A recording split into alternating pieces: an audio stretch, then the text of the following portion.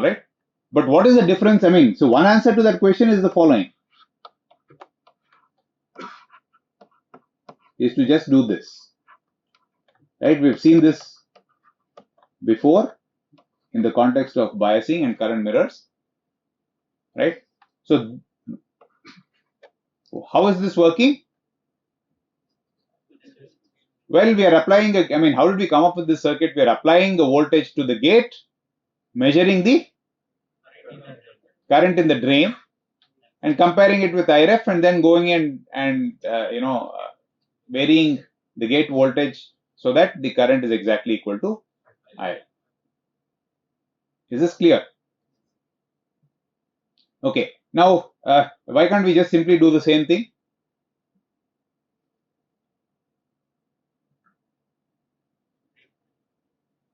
Here, as you can see, if the GMRO of the transistor was infinite, in other words, the output impedance of the transistor was infinite, then regardless of what the drain potential of the transistor is, you will always get the same answer for the gate. I don't know if I'm even making sense, so I see completely blank faces.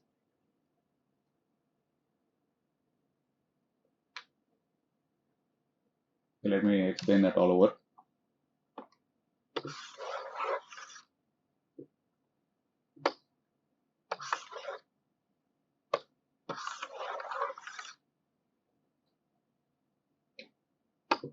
All right. So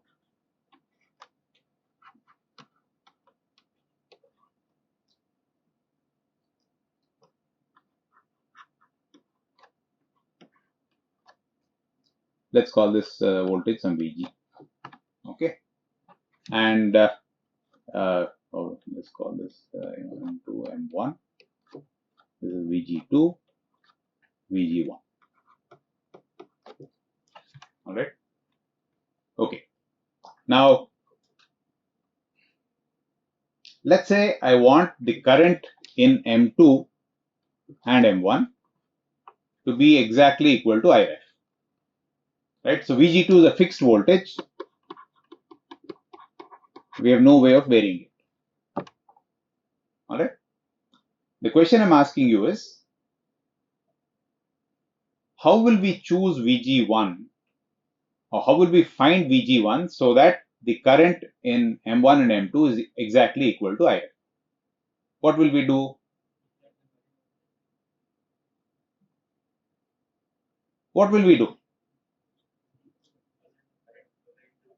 Pardon?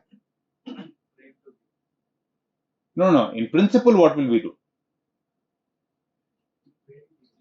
We want ID2, which is equal to ID1, to be equal to IREF. So what will we do? Okay.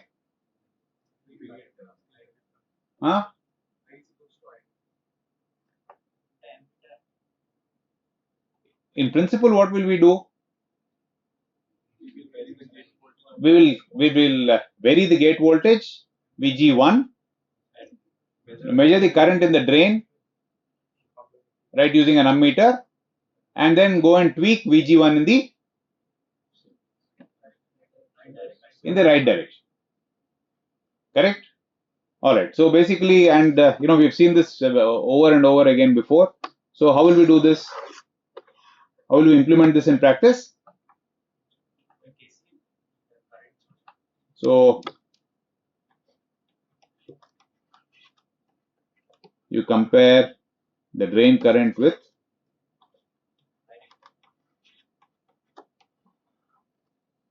IREF. This is VDD. All right. And what comment can you make about this node X?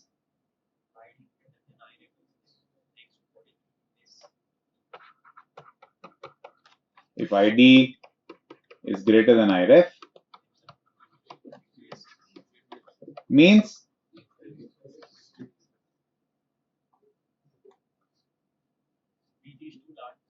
if ID is greater than IREF, that basically is equivalent to saying Vx is going down. What does it mean? it means VG is too much, and therefore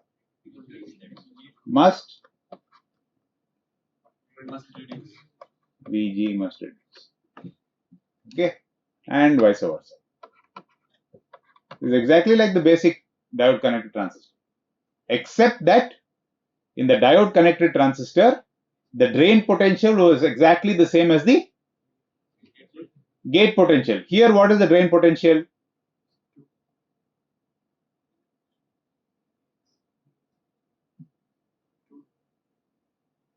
Okay, we'll come back to that. Okay, so if Vx goes up, Vg must go up, Vg1 must go up, and if Vx goes down, Vg1 must go down. Correct? So how will we? What can we do? What can we do? Okay, so one idea is to say, why don't I just connect X to Vg1? What is the problem with this? Potential of gate will be much higher than the potential of the drain of M. Yeah. So basically, since Vg2 is not known a priori, right? Okay. By simply connecting the source, the node X to Vg1, which definitely ensures negative feedback, right? M2 will not be in the saturation region, right? Okay. All right. So what can we do to fix this problem? In other words, when Vx goes up, Vg1 must go up. However, M2 should be in saturation, which basically means that, I mean, and why is M2 not in saturation? Because the potential of node X is too low. So what do you think we can do between Vg1 and Vx, which ensures that when X goes up, Vg1 also goes up, but X is at a much larger potential than Vg1? In principle.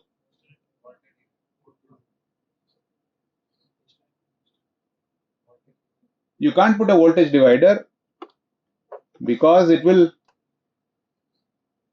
all right, okay, and so therefore, and what is the drain potential of what is the potential of the drain of Vg1?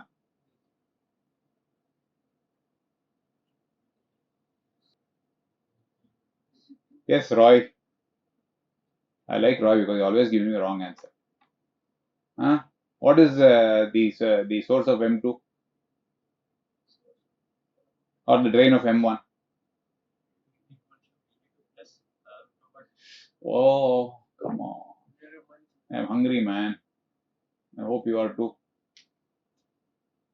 Huh? All our friends are going to beat you up after the class now if you go and give me wrong answers. Yes.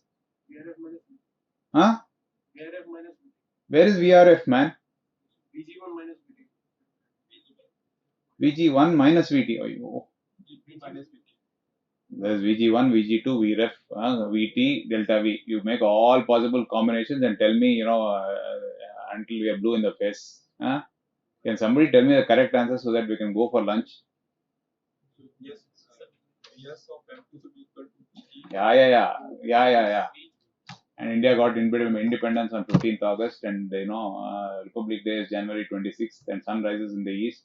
All this is correct. Can you please tell me what the drain potential of M1 is? VG2 minus VT under root 2. Okay, so basically this is nothing but Vg2 minus Vt minus, yeah, whatever, under root all that stuff is delta. Correct? Is that what you said? You said Vg2 plus something. Okay. All right. Or maybe I'm just so hungry that your plus is hearing it as minus. Anyway, so basically, what is this? What is this complicated arrangement basically giving us? It is answering the question. Okay, what gate voltage must I apply to the transistor M1 so that its drain current equals Iref when its drain voltage is Vg2 minus Vt minus delta. Okay, so this you can see is one order of magnitude. I mean, it's an order of sophistication more than simply connecting the drain, the gate and the drain together, right? Where if we had this,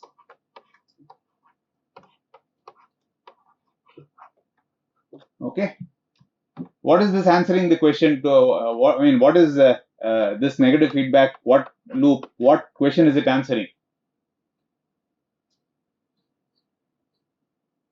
What should be this Vg1 so that the transistor carries a drain current Iref when the drain and the gate are at the same potential.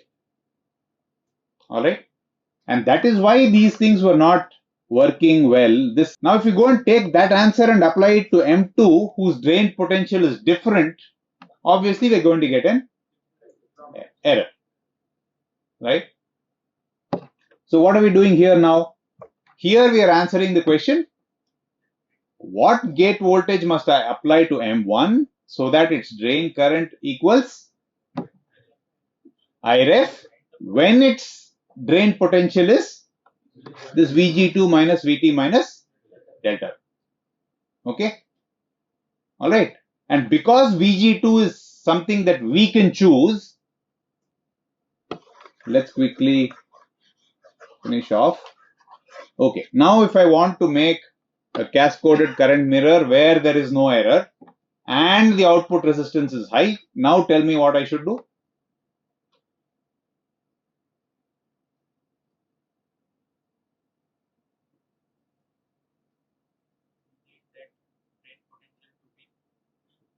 I want to generate a current Iref now.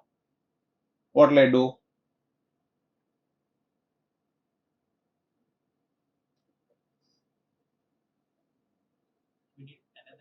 Okay, we need another.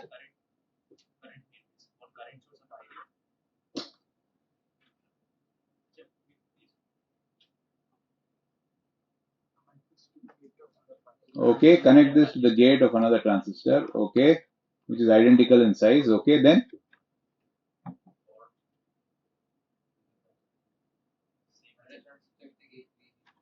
with another transistor with a gate potential Vg2. Okay, and this is going to give me Iref no matter what that Vg2 is. You understand why?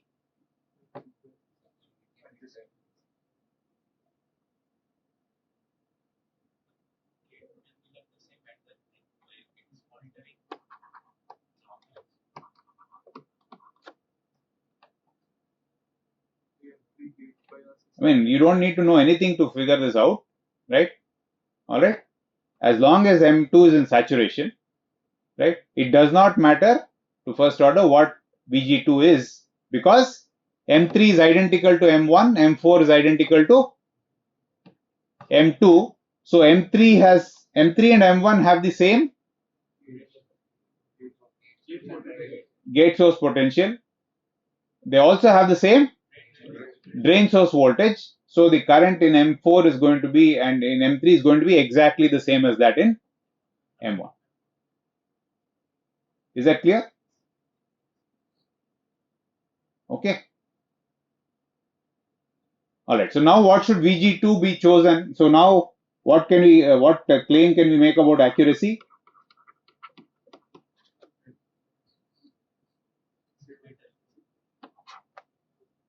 All right. What about output resistance?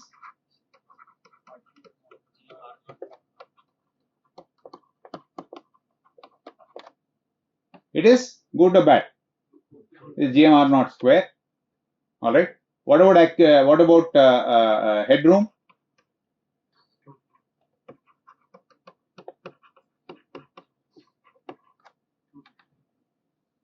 That depends on the choice of Vg2. So what is the minimum voltage that is needed for this current source to work like a current source? It depends on VG2. I just said that just now. If you know VG2, what is VG2 minus V? All right. So if you want to make that the smallest possible, which is 2 delta V, what comment can you make about what should VG2 be therefore? So we want this to be 2 delta V. So therefore, VG2 must be VT plus 2 delta V. So how do we get VT plus? We've already seen that. So what do? We somehow get another IRF and go through a transistor which is 1/4 the size and connect it. This is W by 1/4 W by L, whereas all these guys M1, M2, M3, M4 is W by L. Okay. So this not only gives you a minimum voltage of 2 delta V, it gives you an output resistance of GMRO square as well as a very accurate replica of the current IR.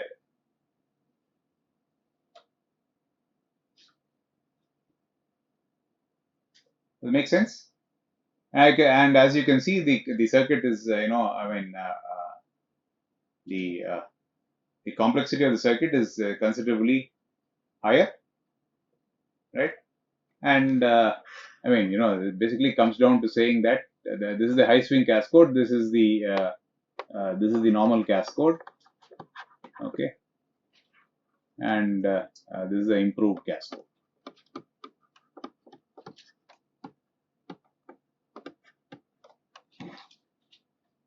All right, and as you can see, it is basically not. Somebody didn't wake up by a dream of something and add 4 more random transistors, right? There is a reason why.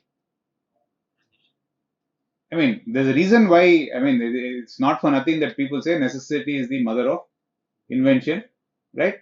See, this was invented, of course, to get high output resistance, and then somebody recognized that there's an accuracy problem, there's a swing problem, right? Especially when supply voltages shrunk from 5 volts, 10 volts in the olden days. But it is since we know how these circuits come about, right? They're